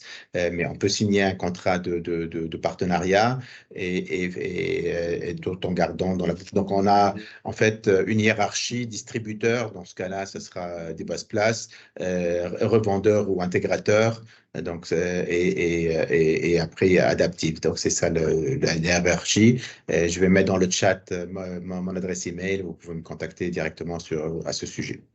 Et une autre question, si j'ai mes deux liens qui aboutissent sur le boîtier SD-WAN, en cas de défaillance, ce dernier aura-t-il la continuité du service? Donc, absolument. Bernard, je te laisse répondre, mais c'est ce qu'on appelle le failover. Ouais, et nous, on a un seamless failover. Donc, voilà. En fait, même le mot failover est presque parce que c'est ce qu'utilise le marché, mais en réalité, dans notre cas, d'un point de vue du service, il n'y aura même pas de fail. Donc, il n'y aura pas de failover parce que le service, lui, ne verra aucun failure, en fait, du service. Donc, c'est-à-dire que les adresses IP, tout le routing reste constant et donc, ça sera complètement transparent. Il y aura pas de personne ne va savoir qu'il y a eu un lien qui est tombé, sauf que si on a un orchestrateur, on va voir qu'un lien est tombé. Okay. Merci. Donc, et une autre question, je vais y répondre, parce qu'il y en a juste une. C'est le boîtier fonctionne avec une solution à licence. En fait, le boîtier, c'est seulement qu'une composante d'un service. Et là, on va présenter le service. C'est un très bon intro à la démo que va nous faire Pierre-Luc. Donc, Pierre-Luc. Bernard? Oui. Je voulais ajouter quelque chose à tout ce que tu viens de dire concernant le boîtier. Moi, c'est Jules. En fait, l'approche Adaptive Network, c'est une approche service, OK? On vend du service SD-WAN, on ne vend pas un boîtier. Ouais, du coup, Donc, tous les boîtiers sont inclus dans le service que vous avez. Donc, Ouais. s'il arrive, par exemple, qu'il y a un bris, on se charge de faire le changement. S'il y a des évolutions, ça va être changé automatiquement. Donc, si vous payez pour une licence SD-WAN, tout ça, c'est inclus à la fois le boîtier et tout ce qui va suivre avec. Donc, il n'y a aucun trouble à se faire. Donc, c'est vraiment pris en compte. Contrairement à certaines approches SD-WAN basées sur du matériel, un peu comme Fortinet, où est-ce qu'il faut acheter le boîtier, il faut acheter peut-être des licences, il faut avoir de la compétence pour le déployer. C'est vraiment le contraire. Nous, c'est du service vraiment qu'on vient avec. Et si une fois vous optez pour le service, vous avez tout ce qui vient avec. OK? Donc, il n'y a plus d'investissement à faire derrière ça. Et là, je me rends compte que la question était plus sur la défaillance du boîtier, non pas la défaillance des liens. Pour la défaillance du boîtier, pour effectivement avoir la capacité d'avoir ce qu'on appelle une redondance de boîtier, ben, il faut 2 boîtiers à ce moment-là. Si un boîtier tombe, on va être ce qu'on appelle en haute disponibilité ou en anglais high availability. Donc, ça requiert à ce moment-là 2 boîtiers. Chose qui va typiquement être utilisée sur les gros sites ou les clients qui ont un besoin d'un énorme niveau de disponibilité, en sachant que les boîtiers, ça brise presque jamais. C'est très, très, très rarement le problème. Il y a aussi une autre solution intermédiaire entre les deux, c'est-à-dire que si on peut avoir aussi ce qu'on appelle des cold spares, c'est-à-dire un boîtier additionnel, mais qui n'est pas nécessairement connecté toujours et qui va simplement être utilisé pour remplacer au besoin. Donc, il y a différentes stratégies qu'on peut utiliser pour la redondance des boîtiers entre quelque chose qui est dynamique avec de la haute disponibilité, du cold spare ou rien du tout avec un remplacement de boîtier à ce moment-là qui va prendre un peu de temps. Donc, écoute, Pierre-Luc, on te laisse faire la démo. Juste, Oui. excuse-moi, 2 petites questions rapidement. Donc, il y a une question qui parle de SLA. Donc, le SLA, ça, on peut en discuter en dehors de ce séminaire ou de ce webinaire. Donc, vous pouvez nous contacter, on peut discuter si jamais on ne répond pas aux questions. Donc, on discutera. Et l'autre question, quelles sont les conditions à remplir pour devenir un distributeur? Pour le Cameroun, vous me contactez directement, s'il vous plaît. On en discute. Et pour le failover, la failover, il est presque, il est seamless, donc en gros, vous ne vous apercevez pas de la perte de service en notant qu'au moins un des liens Internet connectés fonctionne. Donc, si vous avez plusieurs liens, le boîtier va s'arranger, lui, pour prendre le meilleur lien et basculer de façon complètement seamless, donc sans que vous en aperceviez. Il n'y a pas de rupture de communication. Ben, on l'a testé avec Jules. Hein, Jules? On l'a fait chez vous, le Seamless. Il a envoyé des paquets, des pings. Il y a un paquet qui a été perdu, c'est tout. On l'a pas senti du tout. Ben ouais, parce que moi, j'ai du SD-WAN chez moi et aujourd'hui, j'ai aucun souci avec. Ce qu'il faut savoir, c'est que le boîtier, c'est qu'un élément de représentation. Mais le basculement se fait véritablement dans le gateway. Ce qui fait qu'on ne sent pas vraiment le temps de basculement. C'est vraiment transparent. Contrairement au boîtier Fortinet et Cisco Meraki, pour lequel c'est le CPE qui va chercher l'agrégation de liens. Nous, là, on va faire le basculement entièrement dans la gateway qui se trouve dans le cloud. Ce qui fait que c'est vraiment transparent pour vous. Et de la manière que ça fonctionne, c'est que l'idée, c'est que tous les liens sont en actif. Il n'y a pas de actif stand-by pour dire que vous payez pour un lien et puis il y a un lien pour lequel vous payez qui est dormant. Il faut forcément que l'autre lien soit en panne. Non, ça ne fonctionne pas comme ça. C'est que tous vos liens vont trafiquer et fait que, en fonction de la priorisation, n'est-ce pas, des paquets qui vont être faits, le lien qui a moins de congestion va être celui-là qui va être utilisé pour véhiculer le message aussi rapidement, peu importe que ce soit un lien MTN, Orange, whatever, c'est le lien qui a moins de congestion, qui a beaucoup plus de disponibilité, qui est utilisé de façon automatique. Du coup, vous ne sentez pas vraiment des lenteurs, on n'a pas besoin véritablement à chaque année de faire des augmentations de débit comme on le fait continuellement en un point fini. Il y a beaucoup d'avantages derrière ça. Je pense qu'à mesure que les besoins vont se présenter, il y a des cas qui vont être faits, que ce soit dans un secteur bancaire, dans le secteur de l'assurance, de la santé, dans les hôtels, tout et tout. Il y a des cas qui s'appliquent véritablement à chaque architecture. Et c'est pourquoi nous sommes là véritablement pour vous accompagner dans ce genre de travaux-là.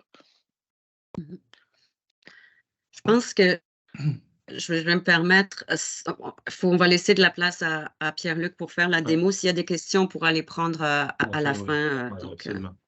Merci. Allez, je pense qu'on a répondu à toutes les questions. On t'écoute et on arrête de répondre à des questions temporairement. Pas de problème. Désolé. Il y avait beaucoup de bonnes questions. Allez, je suis pas pressé. C'est bien correct. Bon, écoutez, ça, là, je vous montre l'orchestrateur. C'est vraiment, je dirais, une partie très importante de la solution.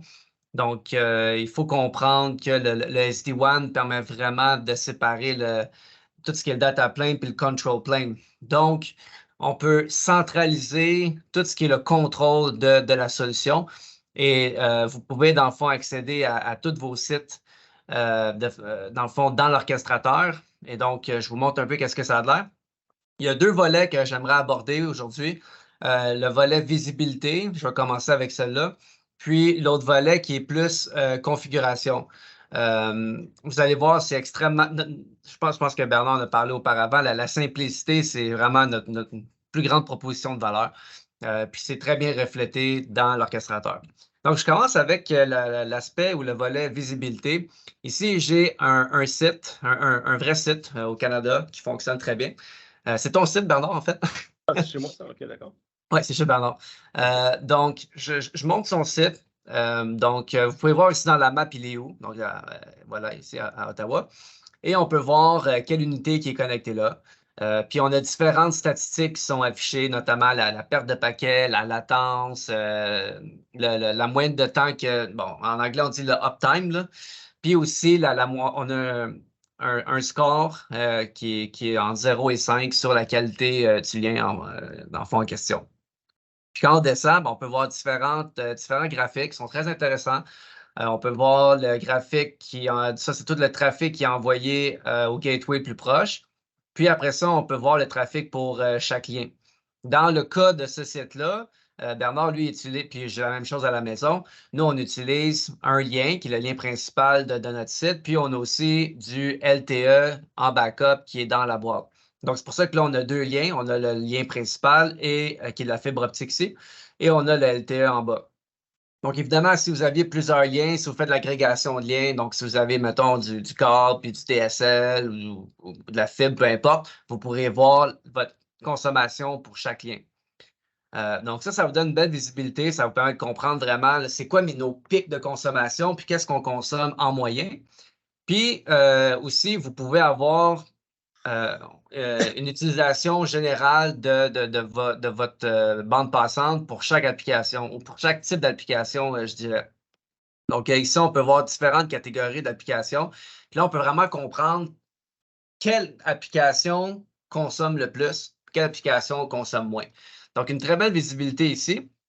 Puis, finalement, quand on descend, on peut voir aussi, moi, personnellement, j'aime beaucoup ce graphique-là. On peut voir la qualité des liens. Donc, on peut voir à date, Bernard, que ta fibre optique chez vous est très bonne. Donc, vraiment, à date, je pense que tu peux être très satisfait de Bell. Il y a vraiment un réseau très, très, très stable. Donc, on a un bon score de 4,4 sur 5, ce qui est excellent. Très, très, très, très stable. Qui est le mieux qui peut être atteint avec un codec G711. Donc, juste pour être clair, c'est le maximum possible, c'est 4,4. Oui, exactement. Donc, c'est très, très bien.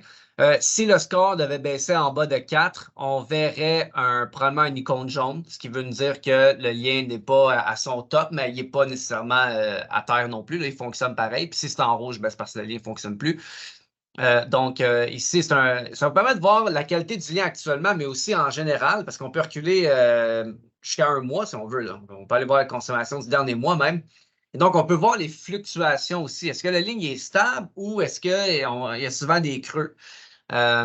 Et donc, vous allez voir que, par exemple, si on prend le wireless, ben, des fois, c'est sûr que le LTE, il n'est pas aussi stable que la fibre optique. C'est là qu'on va avoir des hauts et des bas. Okay? Non, surtout, moi, je sais où il est installé, il est dans quelque chose de fermé, donc je suis vraiment à la limite de la couverture LTE. Donc, des fois, le LTE tombe complètement chez moi. Ce n'est pas une installation idéale pour un réseau privé, mais c'est un réseau de test, mais on voit que ça arrive régulièrement que le réseau LTE tombe complètement. Oui. Donc, on a ça, mais on peut aussi avoir d'autres détails, comme par exemple... Voir, mais ici, je sais très bien c'est quoi ça ici, dans la période du centre. C'est que j'ai déconnecté mon device pendant une certaine période de temps. Donc, je l'avais apporté au bureau. Donc, on peut voir que pendant cette période de temps-là, il était déconnecté. Donc, on voit que j'avais évidemment pas de MOS, seulement parce que mon device, lui-même, mon boîtier, n'était pas connecté. Exactement. Bon point. Puis, on peut voir aussi la latence. Donc, ça aussi, c'est bien intéressant. Fait qu'on peut voir que, je sais qu'on n'a pas vu tantôt, mais il y a peut-être des gens qui pourraient s'interroger sur le fait de rediriger le trafic au gateway. Est-ce que ça amène plus de latence? Ben, en fait, pas vraiment. On peut voir que Bernard, tout est connecté au gateway de Montréal, qui est à peu près à 250 km, à peu près 200 km de chez vous. Puis aller-retour, tu vois, tu as du à peu près 4, 5, 6 millisecondes. Donc, la latence c'est extrêmement bonne. C'est pas un problème ici du tout. Puis, on peut voir aussi si ça avait des paquets loss, la perte de paquets, vous pourrez voir ces statistiques-là. Donc, il y a plusieurs choses que vous pouvez regarder ici si vous voulez voir un peu plus en détail la qualité de votre réseau ou la qualité de vos liens. Donc, somme toute, s'il y avait un problème aussi, s'il y avait un problème, on le verrait. Donc, par exemple, l'icône serait jaune ou rouge. Donc, si par exemple, vous gérez plusieurs sites, vous avez, je sais pas, 20, 30, 40, 50 sites, bien, rapidement, vous allez voir si un site ne fonctionne pas, bien, il va être en rouge ou en jaune. Puis là, vous pouvez aller voir c'est quoi qui se passe. Donc, ça, c'est une belle façon d'avoir une belle visibilité sur tous vos sites en général à partir d'une plateforme qui est en ligne. Donc, ça, c'est l'aspect visibilité qui est très bien. Maintenant, je vais bouger à l'aspect configuration. J'ai déployé un site chez Jules, justement, à Trois-Rivières la semaine passée. Ça s'est fait très, très, très rapidement, sans problème. C'est très, très, très simple. Rien de compliqué là. Je ne vous montrerai pas de A à Z là, comment déployer un site, parce que je ne pense pas que c'est vraiment le but d'aujourd'hui, mais je vais au moins vous montrer un peu la simplicité de pouvoir configurer des politiques pour faire la QoS dessus. Donc, quand on va dans la configuration technique, nous, on utilise des templates.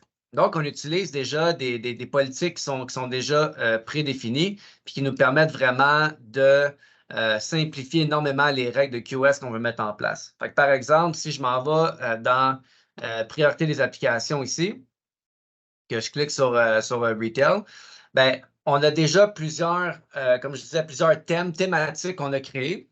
Par exemple, si je prends Retail, qui est quand même assez populaire, donc ça s'applique vraiment pour les bureaux, les magasins, les cafés, les restaurants, etc.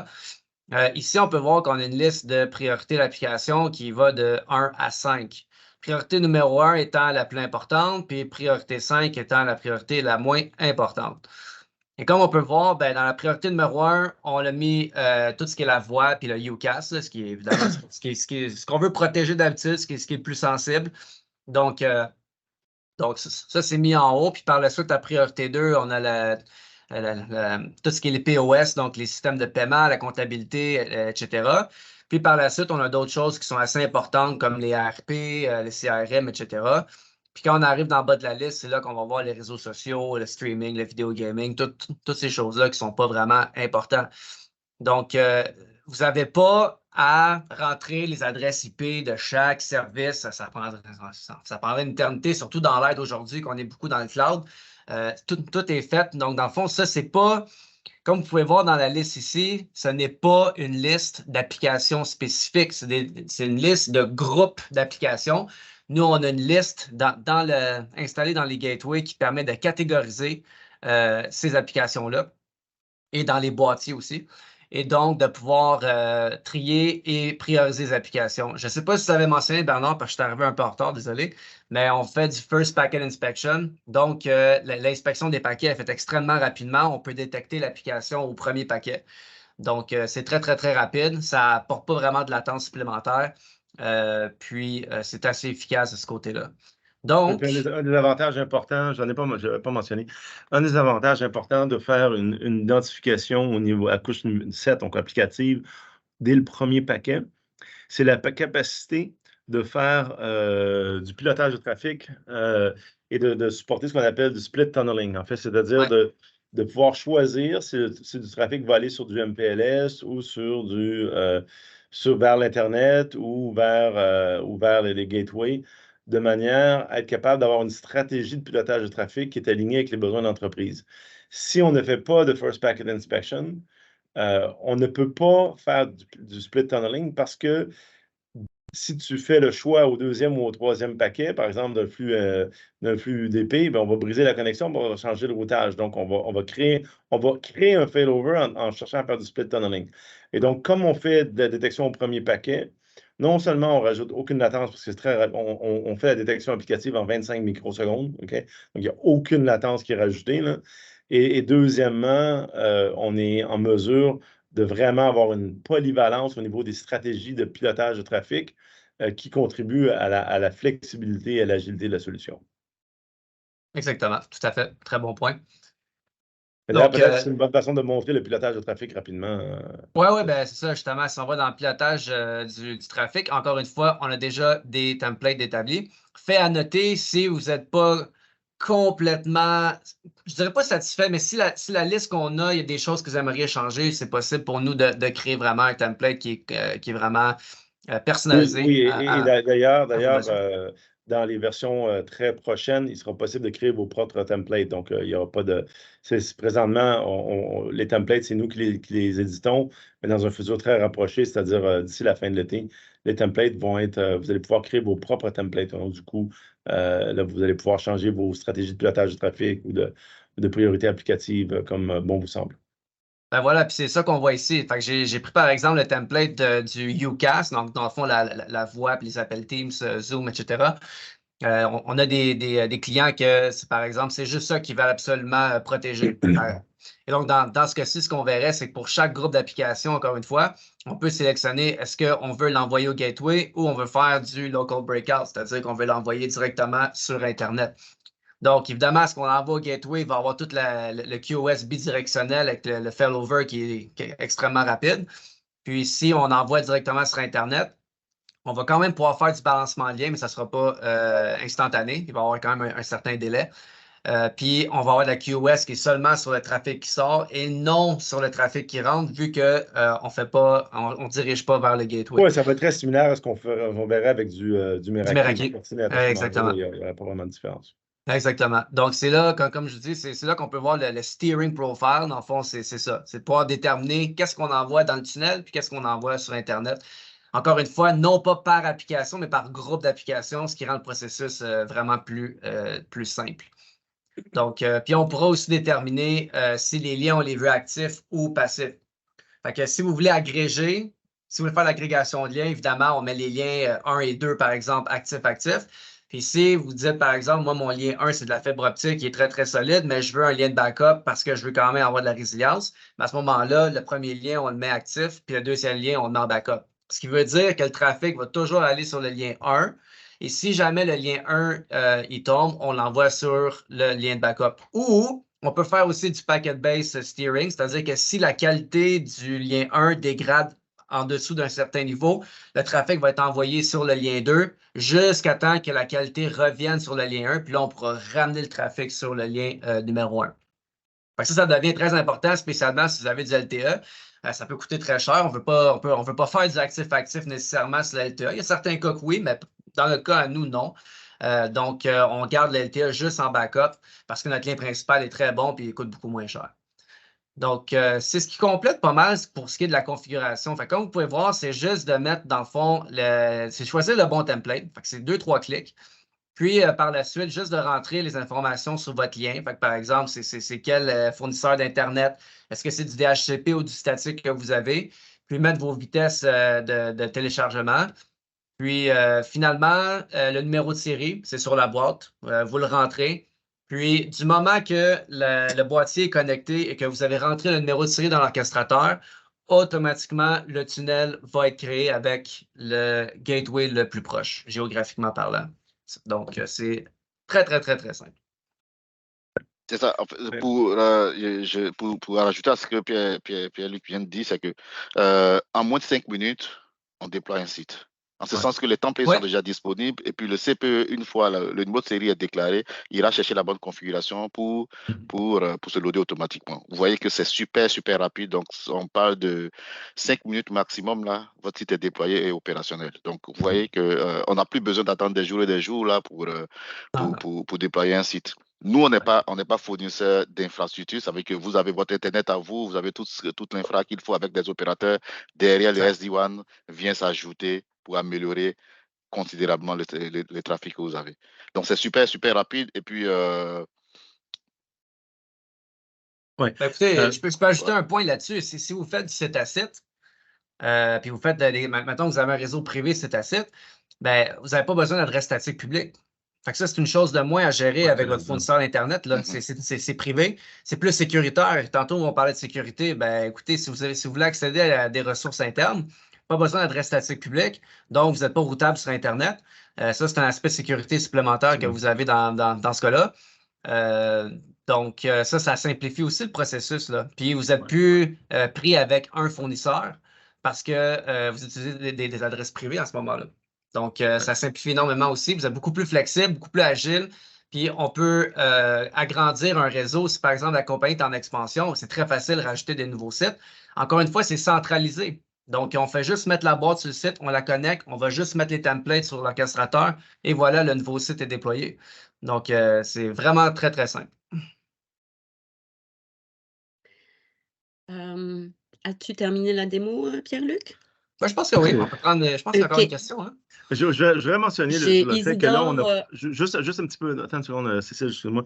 Je vais juste rajouter le fait que sur notre site web, vous avez accès à des démos qui, si vous intéressent, par exemple, plus de type lab, c'est-à-dire où on montre, par exemple, le seamless failover, la qualité de service, ce genre de choses-là. Pas des démos, ben, il y a aussi des démos du UI, mais donc de l'orchestrateur. Donc, il y a des démos supplémentaires qui sont disponibles si vous allez sur notre site web. Là, donc, vous avez accès à, je pense, 5 ou 6 démos qui sont disponibles.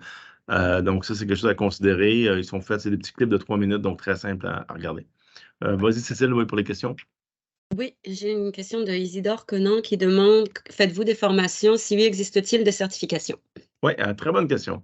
Très, très bonne question. Tu veux répondre, Pierre-Luc, puisque c'est toi qui les fais? Ben, c'est moi qui fais formation. Ça me fait plaisir.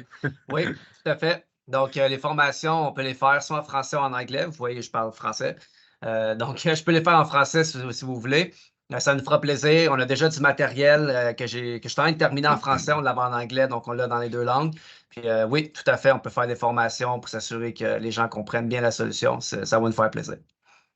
Il y a effectivement une certification à la fin, également pour les sales engineers et les vendeurs. J'ai une autre question dans le chat de Eugène. J'aimerais savoir quel est le vendor ou bien cette plateforme d'Adaptive Network est compatible avec tous les vendors. Je suis pas sûre de comprendre. Le vendor, c'est Adaptive Networks, en fait. Oui, c'est ça. Nous sommes le vendor. On est le fournisseur. Adaptive Network est la compagnie qui développe la technologie SD-WAN dans ce contexte-là.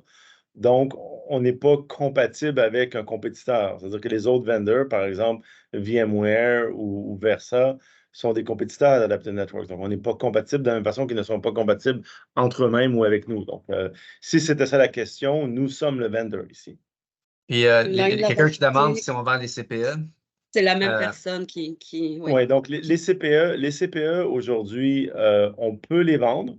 En général, ce n'est pas le modèle économique traditionnel. Le modèle économique traditionnel, c'est comme le mentionnait Jules un peu plus tôt, c'est une offre as a service, donc qui inclut l'ensemble des éléments requis pour offrir le service, l'orchestration, les boîtiers, les gateways, donc l'ensemble est inclus. Cela étant dit, il y a des cas particuliers et on est tout à fait en mesure de répondre à des cas particuliers si un client veut acheter des boîtiers ou en particulier acheter des boîtiers supplémentaires de backup, en fait.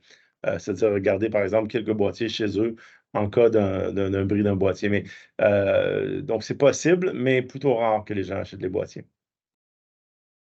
Oui, alors justement, la question de Eugène, c'était, il est venu un peu tard, donc il n'a pas assisté à toute la présentation. Donc nous, on vend une solution as a service, donc c'est un service tout compris. Et dans le service tout compris, il y a le boîtier CPE qui est inclus, qui est fourni par nous.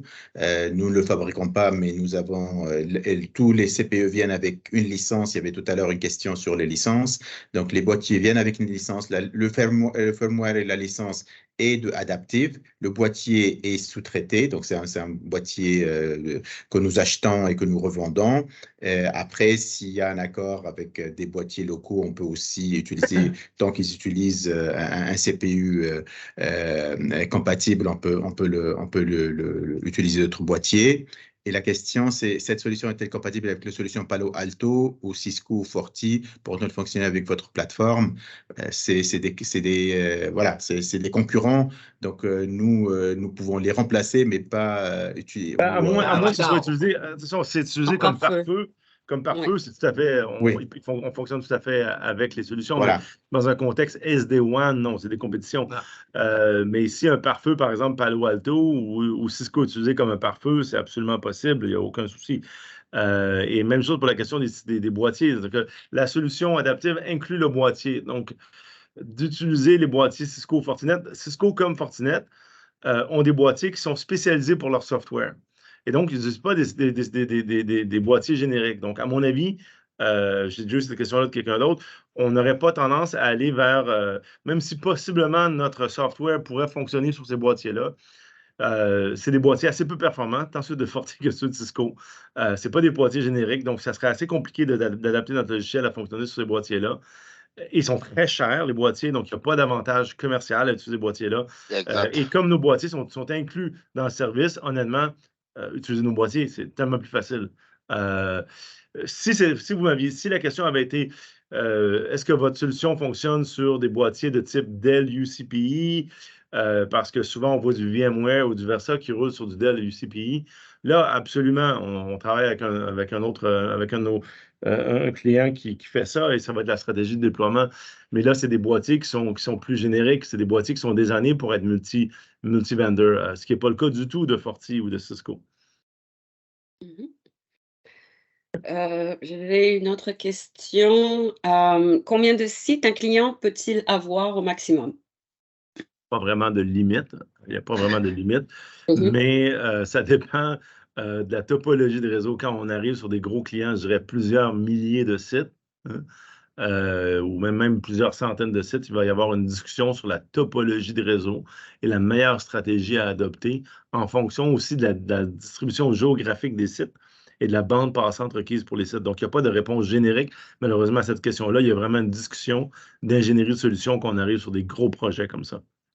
Mais la solution elle-même n'est pas limitée en termes de nombre de sites. La stratégie de scalability des gateways, elle est verticale, donc on peut... non, elle est horizontale, et donc on fait juste rajouter des slices, et donc il n'y a pas de problème. Et là, il y a une autre super bonne question de Ewa qui a posé une très bonne question. Elle est très bonne, la question. Quelle est la solution? La technologie d'overlay utilisée, c'est une technologie d'Adaptive Networks. Aujourd'hui, on a 71 brevets, dont plusieurs sur les overlays. Et donc, l'encapsulation qui permet de faire l'overlay fait en sorte, sans rentrer dans trop le détail, donc à la base, il y a une encapsulation des paquets. Et par-dessus ça, il y a le fait qu'on travaille derrière dans un réseau qu'on appelle le type privé. Donc, tout le réseau est derrière du carrier grade netting qui est fait sur les gateways, qui permet de complètement gérer un réseau avec un adressage statique privé à l'interne. Et donc, qui vous isole des besoins d'avoir, Pierre-Luc en avait parlé, qui vous isole des besoins d'avoir des adresses publiques, des telcos, pour mettre en place un réseau privé, qui fait en sorte parce qu'ils ne sont pas adressables, ces adresses privées-là, ils sont inattaquables par définition parce qu'on ne peut pas s'y rendre. Okay? Ensuite, la technologie d'overlay, elle est, comme je disais, il y a plein d'aspects. Il y a l'encapsulation, il y a le côté routage, il y a le côté protocole. QoS. QoS, ça. Et quel est le protocole d'optimisation que vous utilisez dans votre solution SD-WAN? Bien, il y en a plus qu'un, en fait. Il y a tout le côté détection, le côté FPI, First Packet Inspection, associé à du network slicing. On a 5 priorités de network slicing. Et donc, on associe un flux de paquets à une slice de réseau. Et ensuite, c'est la stratégie. On a différents, enfin, même la seconde, on a plusieurs technologies. Vous pouvez choisir certaines approches en termes de protocole d'optimisation, mais globalement, c'est l'approche, on tend toujours à essayer de rendre le plus simple possible. Donc, c'est d'utiliser, on utilise une question de balancement, c'est-à-dire qu'est-ce qui est disponible, hein, et c'est-à-dire quelle est la capacité disponible et quelle est la qualité disponible pour faire les choix en termes des flux de paquets. Et votre orchestrateur est exclusivement en cloud? La réponse est oui. C'est un orchestrateur qui est cloud. Ce n'est pas un orchestrateur on-prem qui roule chez le client. C'est une stratégie qui serait single tenant. C'est les anciennes technologies utilisaient ça. On en voit de moins en moins. C'est très complexe. Les orchestrateurs, c'est très complexe, c'est très lourd. Ça coûte très cher à déployer. Et notre solution est multi-tenant, ce qui permet d'avoir un seul orchestrateur qui est géodistribué pour l'ensemble des clients. Ceci étant dit, nous avons une solution, s'il y a besoin d'une solution on-prem, nous avons une autre solution basée sur la technologie Elfi qui, elle, peut être discutée de façon séparée et qui peut être déployée en réseau SD-WAN on-prem avec une sorte d'orchestrateur aussi local et qui peut être adapté pour des besoins spécifiques qui ne sont pas dans le cloud. Cela étant dit, c'est un peu à l'extérieur, c'est quand même un peu à l'extérieur de ce qu'on a discuté. C'est une conversation complètement différente. OK, ici, la question, c'est par rapport aux banques et l'orchestrateur on cloud. Deux éléments par rapport à ça. L'orchestrateur cloud, c'est le control plane, ce n'est pas le data plane. Donc, il n'y a aucun trafic des clients qui passe par l'orchestrateur. Déjà, point numéro 1. Donc, au niveau de ce qu'on appelle la souveraineté des données, il n'y a pas de pertinence. L'orchestrateur n'est utilisé que pour le contrôle. OK, déjà, premier point. Donc, normalement, cet élément-là est l'élément le plus limitant. Deuxièmement, et là, c'est surtout l'élément le plus important, c'est la question de la souveraineté des données. Donc là, on est en train, nous, l'orchestrateur, même s'il est on cloud, il est designé pour être géoredondant. Donc, si on avait aujourd'hui, on n'est pas déployé en géoredondance, mais si dans le futur, vous avez un client qui veut un orchestrateur, je dirais, dans une géographie, dans une jurisdiction spécifique, il serait possible de le faire en autant qu'il y a les infrastructures en place qui existent dans la juridiction en question. Donc là, c'est des discussions à avoir dans ce cas-là. Mais par ailleurs, ce n'est pas différent de ce que fait Fortinet ou d'autres qui ont aussi des orchestrateurs, à moins de déployer un Forti Manager on-prem. C'est vrai qu'ils ont un Forti Manager on-prem, mais là, ça coûte très, très cher. Mais écoutez, à discuter. C'est vraiment une conversation à avoir en fonction des besoins. En général, la question de la souveraineté des données, elle est vraiment reliée aux données et non pas au control plane. Donc, au data plane, non pas au control plane. Et le data plane n'a rien à voir avec l'orchestrateur. Okay. On a le temps peut-être pour quelques questions encore. Là, il y a une question sur la sécurité. Oui, Eugène, notre solution intègre un firewall, tant dans le gateway, bien sûr, que dans le... Puis là, on pourrait rentrer en plus de détails, mais il y a un firewall dans le boîtier. Il y a un firewall dans le gateway. Il y a aussi ce qu'on appelle un Role-Based Access Control, RBAC, dans le gateway, avec une stratégie ZTNA, Zero Trust Network Access. Plus dans le gateway, si on utilise la fonction Cloud Protect ou Cloud Secure, on a vraiment les fonctions de pare-feu ou de firewall de nouvelle génération, comme par exemple du Deep Content Inspection, du AI-based Traffic Processing, Data Loss Prevention. Donc, on pourra faire un suivi là, sur vraiment les fonctionnalités de sécurité spécifiques. On a seulement touché rapidement à ces fonctionnalités-là aujourd'hui, mais il y a effectivement un bouquet de fonctionnalités de sécurité pour être capable d'avoir une cybersécurité similaire au meilleur pare-feu sur le marché. J'ai encore quelques questions. Bon, on va prendre celle-là d'abord. Vas-y. Est-ce qu'une entreprise qui utilise uniquement des solutions VSAT en zone rurale peut utiliser une solution SD-WAN? Absolument. La réponse à ça, elle est oui, absolument. Il est tout à fait possible d'utiliser des solutions VSAT avec du SD-WAN. On voit ça dans les zones éloignées, effectivement. Nous, au Canada, le Canada est un énorme pays. On est une compagnie canadienne. Il y a essentiellement toutes les localités du nord du Canada, c'est du VSAT. Donc, oui, il n'y a pas de souci. Et que se passe-t-il si nos licences expirent et qu'on ne les renouvelle pas? En fait, c'est as a service. Donc, en fait, vous avez vous payez pas pour une licence, vous payez pour un service. Et si le service, vous résiliez le service, bien évidemment, le service arrête de fonctionner. C'est pas comme, ça devient même un peu similaire maintenant parce que si vous achetez un boîtier Cisco, le boîtier Cisco vous appartient. Donc, le boîtier Cisco va continuer à fonctionner. Cela étant dit, comme les fonctions de Cisco moindrement avancées, à part le routing complètement bête et méchant, sont licenciés à partir d'un pack de licences, ceux-là aussi vont arrêter de fonctionner. Mais la solution adaptive, comme elle est vendue as a service, ben, elle arrête de fonctionner. Cela étant dit, vous avez vu sur le emotional footprint d'Adaptive qu'on était en haut. Une des raisons, c'est qu'on traite bien nos clients. Donc, on va pas vous couper au jour 1. On va avoir une discussion Et il n'y a aucun risque. Jamais on ferait expirer un client et le faire tomber un réseau sans être certain que c'était l'intention du client. Donc, il n'y a pas de risque. Si jamais la licence expirait par une journée, il n'y a aucun risque. On ne fera jamais, sans une conversation avec un client et le partenaire, tomber le réseau d'un client. Ça n'arrivera jamais. C'est absolument pas la façon dont Adaptive travaille. Mais cela étant dit, la solution, elle est vendue as a service. Vous n'achetez pas le boîtier et la licence, c'est une souscription à un service et donc, il faut payer pour le service de manière annuelle ou multi-annuelle en fonction du terme de service. Là. OK. OK. Donc, je disais, j'ai encore quelques questions qui sont plus, je dirais, d'ordre logistique. OK. Donc, je vais toutes les bundler tout ensemble. Donc, quel est le délai de livraison et d'installation et quel est le coût de la solution? Donc, celle-là, ça va être difficile. Vas-y. Parce que ça dépend vraiment de ce dont vous avez besoin. Oui, c'est ça. Le coût, c'est tellement dépendant. On peut expliquer un peu l'élément logique du coût. C'est-à-dire que c'est un prix par site, par bande passante. C'est-à-dire que si vous avez 10 sites plutôt qu'un, ça sera donc 10 fois plus cher si bien sûr, les sites ont à bande passante égale.